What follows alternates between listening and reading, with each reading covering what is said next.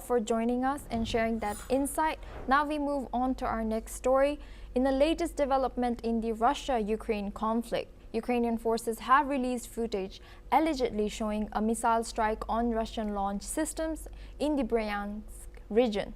Ukraine's general staff claims these systems were being raided for an attack near the Belarus border on June 5th, which is today. In other news, Ukrainian emergency teams have been deployed to Kharkiv after a Russian drone strike hit residential areas. Early reports from the State Emergency Service revealed that at least 17 people, including 4 children, have been injured. Meanwhile, NATO is nearing a major defense deal. U.S. Defense Secretary Pete Hegseth says member nations are close to agreeing on a 5% GDP spending commitment, well above the current 2% target.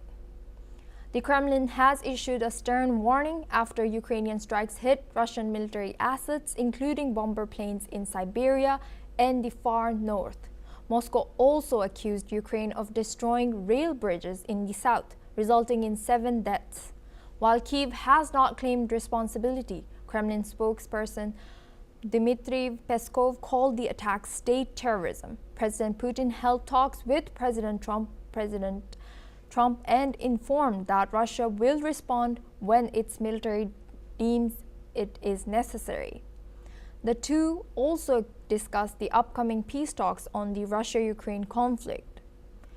Ukraine's Zelensky has called on Trump and European leaders to enforce maximum sanctions on Russia. This comes after Russia fired over 100 drones and missiles in a deadly nighttime assault. At least 5 people, including a 1-year-old child, were killed in the city of Pryluki. In a related development, Ukraine's finance ministry is preparing to revise its 2025 budget to boost defense funding.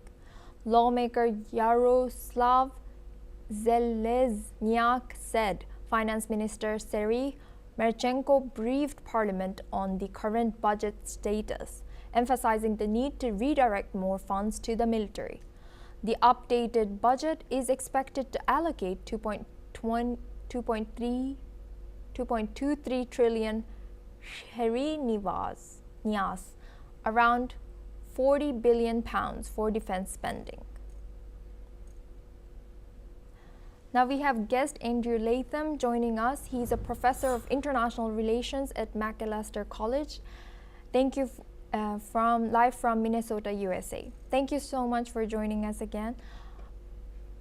From an international relations perspective, how should we interpret the Kremlin statement that Russia's military response to Ukraine will occur when and how they deem necessary? Does this reflect conventional deterrence or a shift in Russian military doctrine?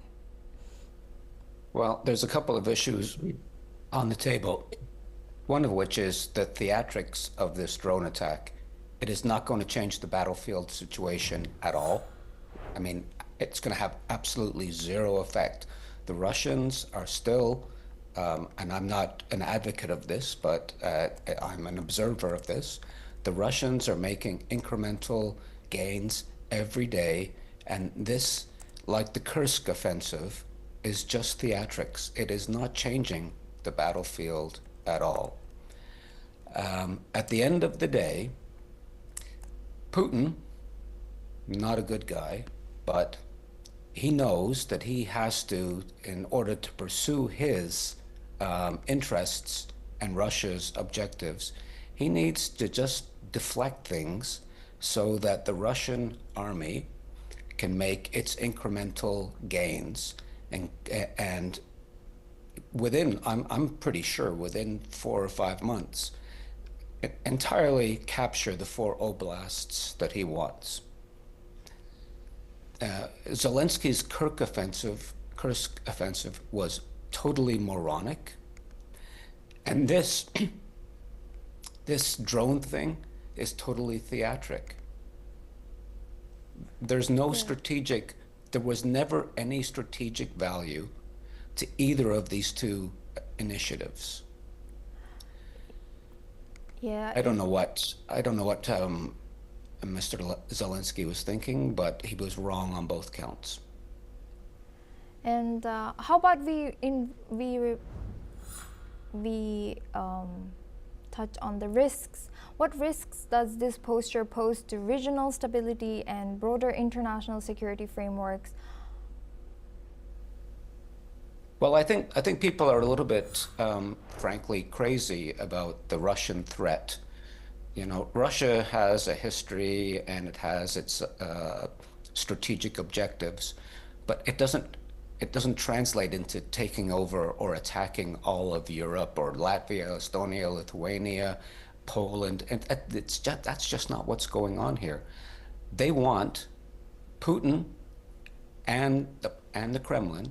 They want to take those 4 oblasts and that land bridge between Crimea, and that's it. I just don't think. I don't know how anybody could think they couldn't even beat Ukraine. Really? They're going to attack Poland and what? And then cross the channel and take Britain out? I mean, it's silly. It's silly. We need to understand, people need to understand that Russia has national interest like every other country in the world. Unfortunately, and again, I'm not a supporter of Putin, but I understand Putin and I understand what he was up to, and it's limited. It's not infinite. And there are too many people in the West who think that Vladimir Putin wants to take over the whole world. It's just not the case. And